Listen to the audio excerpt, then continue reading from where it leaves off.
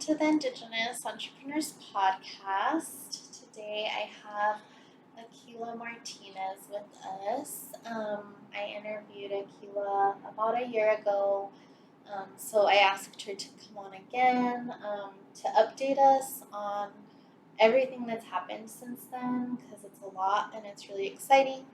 So thank you for being here, for driving all the way to get here, and just for your time. Yeah, I really appreciate it. Thank you for having me. Hello. Before we get started, can you just introduce yourself for people who may not have heard the first episode you did with us? Yeah, hi everyone. My name is Akilah Martinez, and I come from the Navajo Nation, a community called Baja, which translates to Red Springs. And I'm an artist, creative technologist, language and culture barrier, and I have my own company. I'm founder and CEO of my own company called Glittering World Girl. Yeah. And Akilah's been working in this space for how long, would you say? Well, I would say that, so I've always been an artist, and then I got into XR technology kind of when I was getting my Bachelor of Fine Arts here at the University of UNM, and I got introduced to XR technology there, and then more so in 2018. Yeah. So for the people who haven't heard yet, what is Glittering World Girl? What have you been doing with that? And then what have you been up to since the last time we talked? Yeah, there's a lot there. Yeah. So Glittering World Girl I started that off as my artist name, and then now I'm transitioning that to my business name. And so Glittering World Girl, what I focus on doing through Glittering World Girl is to create circular economic ecosystems that cycle off of language and culture revitalization through XR technology and video production. And then I also do consultation services and also mentorship and workshop series and public speaking. So there's a lot that goes into Glittering World Girl. Mm-hmm. Yeah. And the last time we talked, one of the things that you brought up was that you weren't really sure exactly what the best type of business structure was for you, especially because you do want to do some of your work on the res. So I'm wondering if you've kind of figured that out since we've last talked, or are you still trying to figure that out? Just give us an update on that. Yeah, so that's a good question. I did a lot of research since we last talked, and I think I have a more clear direction of where I want to go and how I want to incorporate Glittering World Girl. I'm also looking for the right financial advisors and legal advisors that will help me set up this structure. But the good news is that I'm going to be getting funds towards the end of the year to just dedicate that solely to getting the right legal consultation and then also the right financial consultation. So that's really exciting, and I think I like moving carefully and thoughtfully with that because I really want Glittering World Girl to be able to generate generational wealth, not just for myself and my family, but also for my community and other artists as well. So I want to be able to set those systems in place so then the wealth can just be generated throughout the years. Mm-hmm. Yeah. So what are some of the things that you had to consider, when you've been thinking through how you want to structure your business? What are some of the things you've been considering, especially because you mentioned kind of taking your time and being thoughtful about it? I'm wondering if you can tell us what some of those thoughts are. Yeah, so definitely considering where the money comes from, and not just being open to maybe people want to invest in Glittering World Girl and not being so open to just accepting everyone. Mm-hmm. What I really love considering and reimagining is indigenizing financial structures and also studying the different organizations that do offer finance product innovation products. So that's really something I love considering. And also just learning about different types of accounts and then different types of structures that can have a financial benefit that could generate more compounding money in the bank, so then that way you can reinvest that into the community later on. Yeah. I think it's really important, like what you said about not just taking money from whoever will give it to you, especially, you know, being an Indigenous owned business, having like certain goals and values. A lot of times, especially in the startup world, I feel like people are just like, whoever is willing to invest, I'm going to take that money. But you aren't the only person who has said that's not always the best. So what do you consider like your best yes? You know, like what are those kind of stipulations or values that if someone's investing in you, what do they need? What values do they need to have in order to get a yes from you? Yeah, I feel like so especially in the technology space, like VC venture capital is popular. There's a lot of VC deals that are not really patient on getting their return back. So I think that just having organizations who align with a new type of economic structure is always nice. And then I feel like companies that have the same values as you. I recently became a partner with the Virtual World Society. And the Virtual World Society is founded by one of the inventors of virtual reality. Oh, wow. Yeah, that's so really cool. yeah, I got to meet him earlier this year in Long Beach, California at AWE, Augmented World Expo. So it's like a big old conference about virtual reality, augmented reality, mixed reality. And I got to meet him. He was one of the speakers there. I think maybe a keynote speaker. I can't really remember. Okay. But what he had to say was it really touched my heart because he challenged people to consider who they are when they're not interacting with technology. Like, he wanted to really push a narrative with XR technology that uplifts humanity. And the portfolio of Virtual World Society is really extensive in diversifying storytelling. They have helped numerous Indigenous communities, and yeah, it's just been a beautiful start of a partnership where I haven't even announced it yet on my social media. Yeah, so I'm excited for that. So I think that when you have a special connection with people in person and you can automatically kind of tell that they're a good person, that's always a plus. Yeah. Yeah. Are there any other organizations that you've worked with that you feel like have aligned with your vision for a glittering world, bro? Yeah, I always got to shout out New Mexico Community Capital. There's several initiatives that they have that I'm involved in, and I feel like they're kind of like a catalyst to, moving me to the next level, giving me, I would maybe voice my opinion, hey, like, I want to get better at public speaking, so they would give me, like, different public speaking engagements that I could do, Cool. like, hey, I kind of want to start mentoring, so they would actually, so they're really, like, receptive in that manner, and I try my best as well to have that connection and relationship mutually beneficial. And, of course, UNM Rainforest Innovations. Also, I have to give a big shout out to you guys because you nominated me for the 2024 New Mexico Women in Tech Emerging Leader Award. Or it was actually just the Women in Tech Awards, right? And then, but I landed the Emerging Leader Award. So that in itself has also been another catalyst to being introduced to the New Mexico technology community on a larger scale, much more than I had been prior to that. So all kinds of beautiful relationships and just opportunities have flourished from that. So I really want to thank you all for that. And just last week, 2 weeks ago, I presented at the New Mexico Tech Summit. So that was wonderful. You've been doing a lot of presenting and panelist speaking.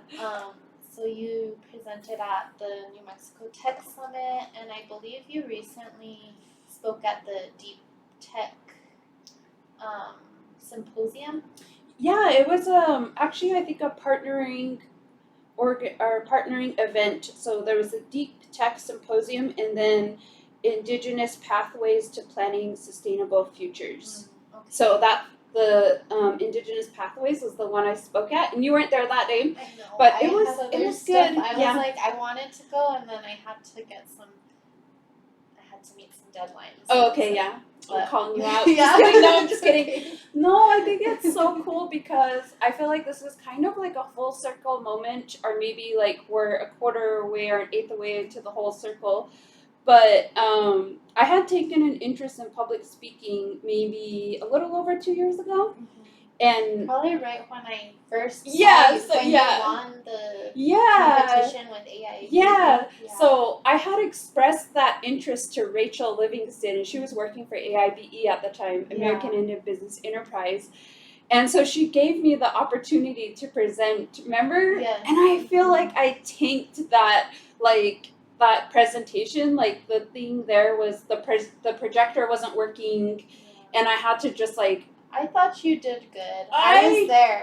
Feel like I tanked that. That was the worst like presentation. I feel like it was my first one too. I think you did a good job at just kind of rolling with the punches. Oh my gosh! I remember it wasn't working, and you're like, "Well, I'm just gonna do this now." And I think it was, to me, just like it showed that you knew how to just kind of roll with the punches and be like, "Okay."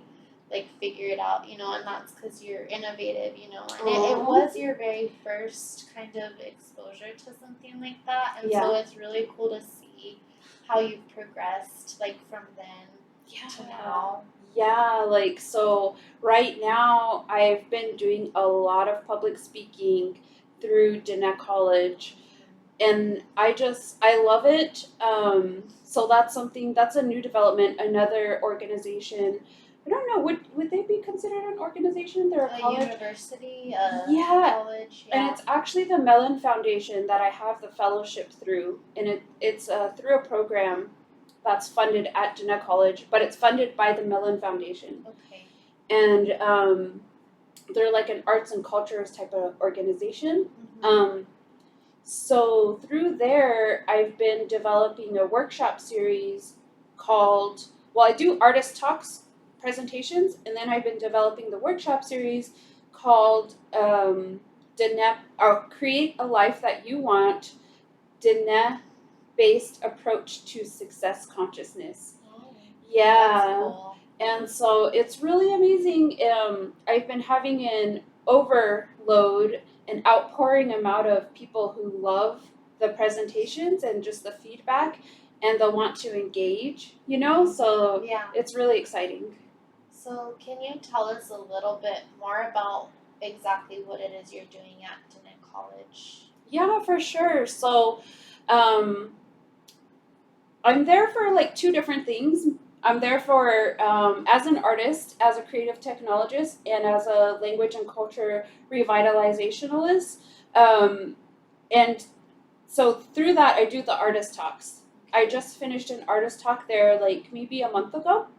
And I'm doing one this Thursday in Shiprock, New Mexico, at their Diné College location. Yeah. And with that, I'm coupling topics discussed, language and culture revitalization, and then also Indigenous product innovation. So an introduction to Indigenous circular economies and what that could look like. Just kind of bringing that to people's awareness. And then also XR technology. And I'm finding that there's an interest in all of those fields there. So it's really cool to just like go back home and engage with the community. And so that's that side. And then along with that track, I'll be working with 3 to 4 artists and maybe 1 language speaker in and around Jeanette College. And we're going to create an augmented reality project that's going to be showcased at the end of the semester. Cool. Yeah. And then so that's all like the kind of the artist technology side, right? And then also I've been wanting to develop these workshops for maybe almost 2 years now or something. So it's really an opportunity to do that. And that's introducing abundance and success consciousness through Dene traditional worldview, but also kind of coupling that with modern science. Yeah. And just that workshop series, it's pretty cool because they're able to give a stipend to all the students who attend all 6 workshops. That's So awesome. it's exciting, yeah. I think it's really cool how you're using kind of traditional knowledge, but then like pairing it with current science and technology, because, and we've talked about this previously, but just Indigenous people have such a long history of being like science and technologists, but it's, I think sometimes people don't realize that, it's in the ancestry that like all these discoveries have been made, Yeah. and so coupling that and then like bringing it into the modern like science and technology is really cool. Yeah. Can you talk a little bit more about, like, you mentioned the circular economy? Just kind of talk more about that and like what you think it means just for the people you're working with, and what could the economy look like if we embraced kind of that model? Yeah, so there are an array of Indigenous organizations, Indigenous-led organizations that are experts in philanthropy, in investment, but they're also using what they've learned to create organizations that offer new capital or financing products to their community, or just like the broader Indigenous community. And I always shout out Native Women Lead. Native Women Lead is here in New Mexico. And for them, an example of that is that they have created a totally new underwriting system. So usually, traditionally in, American society, you would have to go through, if you wanted to get like a loan or something like that, or a car, you would kind of have to go through or an investment, you would have to go through the traditional C's of credit.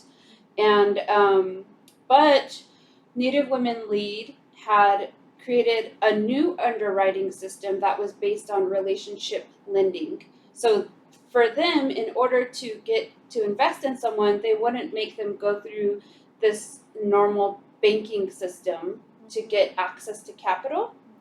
And then another one that I shout out is Raven Indigenous Capital Partners. They're here now, right, in New Mexico as well, but they're originally founded in Canada. And what was really cool about them is that they are a finance intermediary, and so they would help funnel funds to communities, so communities can kind of create like an impact for their community. And what was really cool, I thought, about them is that the innovation that they were doing was community-driven contracts, community impact-driven contracts, and those are dependent on investing, say, on an initiative, and the return of investment might not be monetary, but it could be measured by how much you have impacted a community. So that was pretty cool. And then, let's see here, another maybe a circular economy is a really good example of that is a video game called Never Alone. So there they hired, or they brought on Inupiaq elders to incorporate language and parts of their storytelling into a game. And so the character goes through this game, and they're kind of learning at the same time about the Inupiaq culture, but the game did so well that it was able to fund the tribe, to give the tribe access to funds that were not restricted by the federal government. So that's huge, Yeah. right? So that's kind of like, when I think about indigenous circular economies, I feel like each of these organizations could move forward in their own way, and kind of like create their own economy, right? Like maybe our economy doesn't have to be dependent on how much the dollar is valued. You know what I mean? Yeah, So or even how much the federal government has exactly. to allocate to tribes or Exactly. to projects. Yeah, exactly. So that's kind of like some of the perspectives that I offer as well in the Abundance and Success Consciousness workshops, is just letting people know that, hey, like, you have the potential to actually create your own economy if you want, and it doesn't have to fluctuate based on what's going on in like society, you know. So that's exciting. And then another great example of that is we had here at Deep Tech was Nations First, right? And their initiative and their mission and values are really profound, like really amazing. They're from Canada as well. And so that's a great example of how, you could use blockchain to create an economy that, has all these different values and trickles in on these different points and adds like different value to different areas within a community, you know? Yeah. So that's really exciting. So through New Mexico Community Capital, we've also developed a program. The New Mexico Community Capital is the fiscal sponsor of it, ResiDAO. So a DAO is decentralized autonomous organization that's on blockchain. So we're just exploring that as well, and I mean, that's sovereignty, right? Yeah. It's like digital sovereignty, like it's a type of sovereignty, but it's with blockchain. Is that correct? Yeah. That's cool. Yeah, and it's blockchain and the DAOs. They really give a lot of power back to the people. They're not only decentralized, like authority type of power. That means that like everyone in the organization would have an equal amount of say in what happens and all this and that, the structure. But also the DAO also, like through smart contracts and stuff like that, it really leans down the barrier of maybe like needing a lawyer to do certain things, because you can just write it in your smart contract, and then that is like what's on the ledger and blockchain, and so it has to be valued. Yeah. Wow, that's like totally, I feel like above my head. Yeah, it's like, as these different models and technologies arise, like we just kind of got to learn, Yeah. I have a lot to learn as well. Yeah. I don't know if you've talked much with Bernina Gray, but she talks about that with like fintech and kind of creating a banking system through like blockchain, or that doesn't, it's not based on the dollar or like physical money.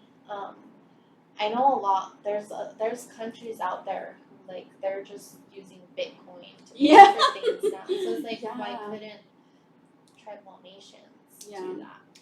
Yeah, I think Dubai's kind of like that, right? Like I'm not sure what percentage, but I think they use blockchain a lot out there. It's very interesting, thought-provoking for sure. About the possibilities.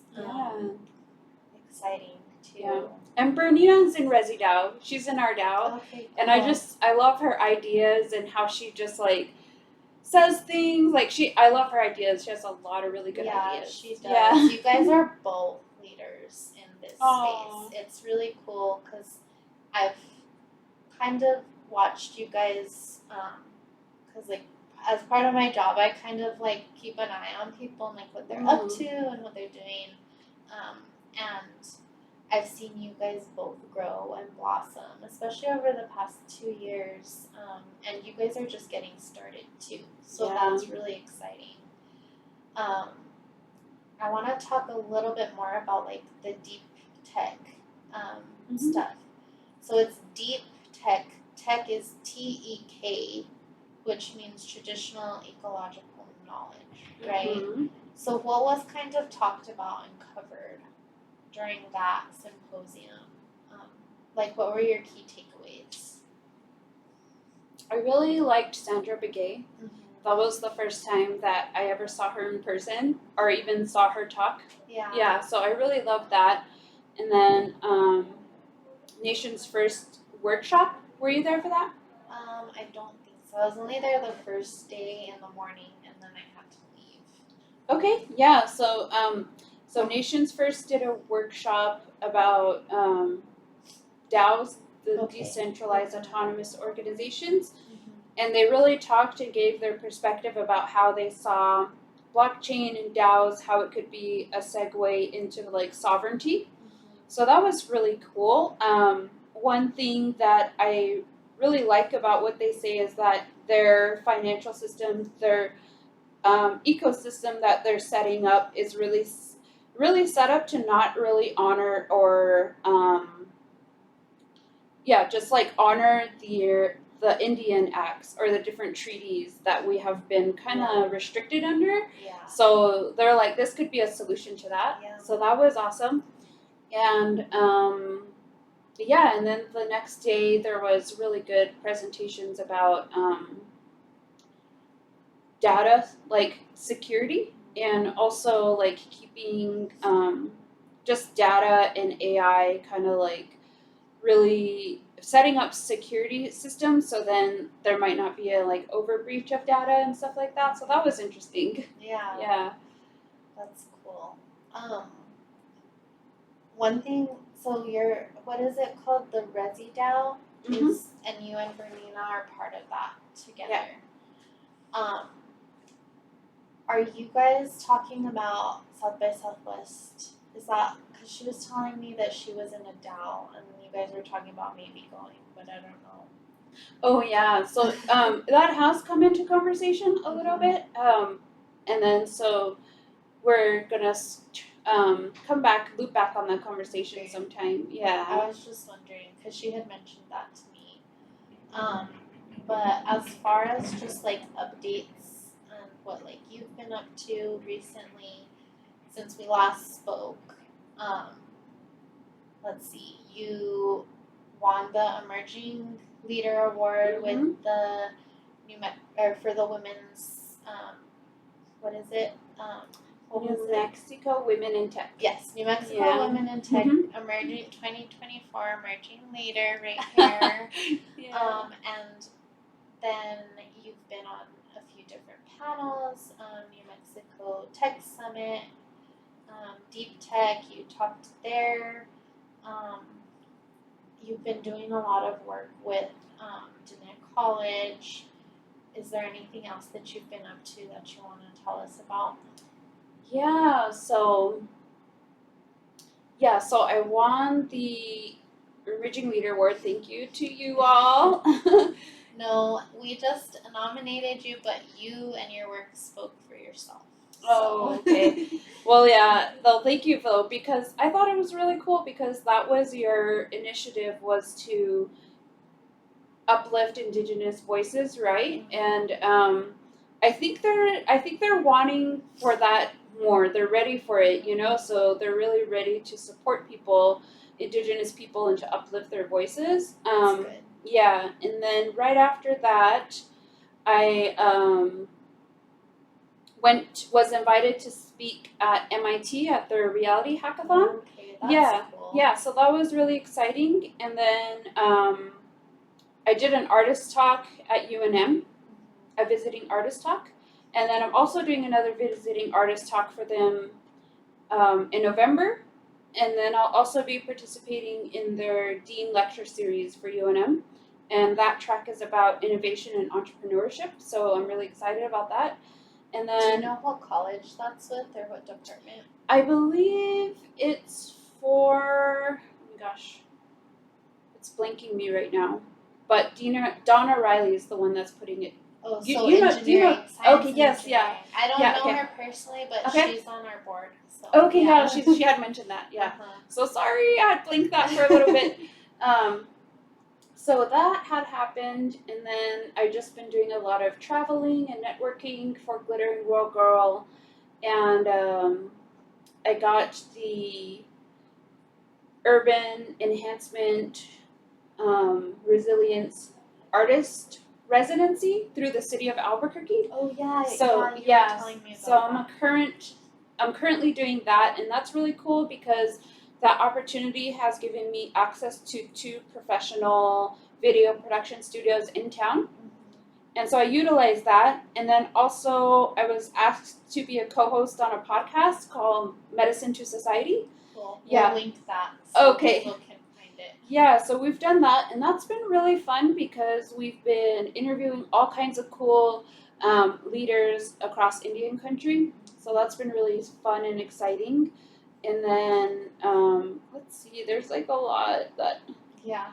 like yeah, and then the partnership with Virtual World Society, that's really exciting. And another shout out to a resource out there. They just changed their name, but if you'll be able to find their organization if you type in WestAF BIPOC grant. So I got that as well. Yeah, and there's just like a slew of stuff that I just can't remember. Yeah, right you've now. just been up to a lot, which Yeah. is really awesome to see. And like just seeing where you were at, last year when we talked, where would you like to be, like if we talk again next year? What are some of your goals? And then also just forward thinking, in terms of your business and your art and where you'd like to see it go, just in general. So like 1 year goal, and then what's your big term goal right now? Okay, that's a really good question. So 1 year from now, I will be incorporated and have those legal and financial structures set into place. And then also, so there are a couple AR projects that I'm working on. One's going to be released in October. And then another bigger one is going to be released hopefully by March of next year. And then, so that would be out. And then also, I think with the outpouring amount of interest in the workshop series that I'm developing, I think there's a high chance that I will turn that into like an online course type of thing. Cool. For Diné College? Maybe not for Diné College, for but just for my business, that it could be offered through my website. Cool. Because some of the lectures are only in person. I have guest speakers that kind of don't want to be recorded. But I think that there's an interest for people wanting to tune in. So if they're, no matter where they're at, they could access the course. So that's something that I'm considering. And then I have an initiative called the Janebazad Plant-Based Cooking Show. And that one is going to incorporate the traditional ecological knowledge. So that one, I really want to get that one off of the, off of the ground. Yeah, and then also I just sponsored my first project. I finally first became a sponsor for that's exciting. for a film called Spazin and Shithbahazin, and that's pretty cool. So in a year from now, I would definitely love to sponsor more projects.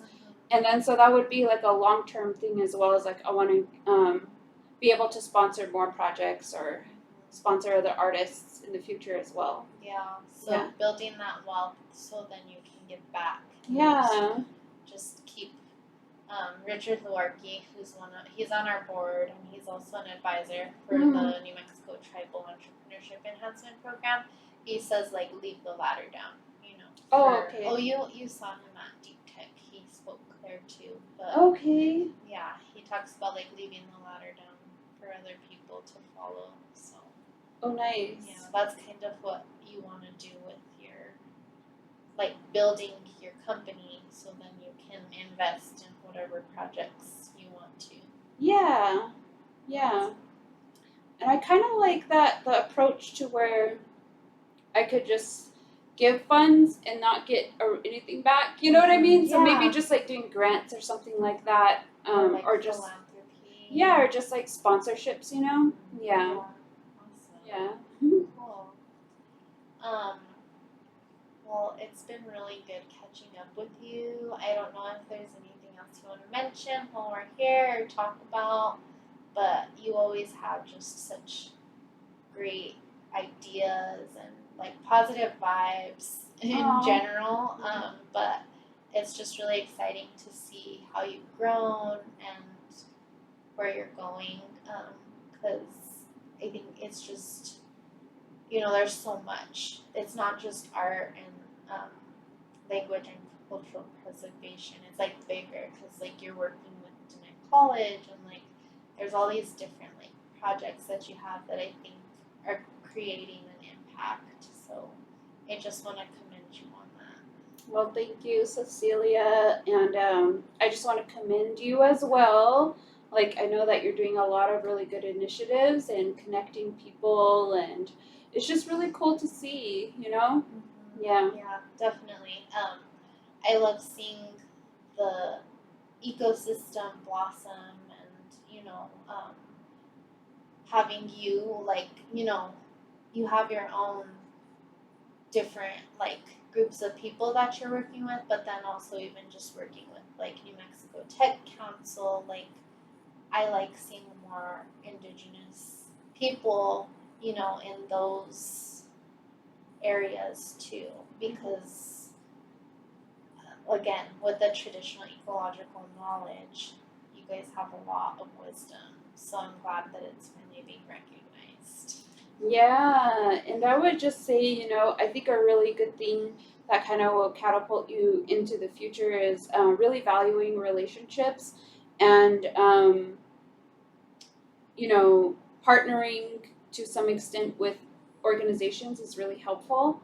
Building those relationships because you never know, maybe you need like a reference letter or a letter of recommendation. Yeah. And so if someone knows you and they could advocate for you, that's always helpful. But also, I think just building community is really important.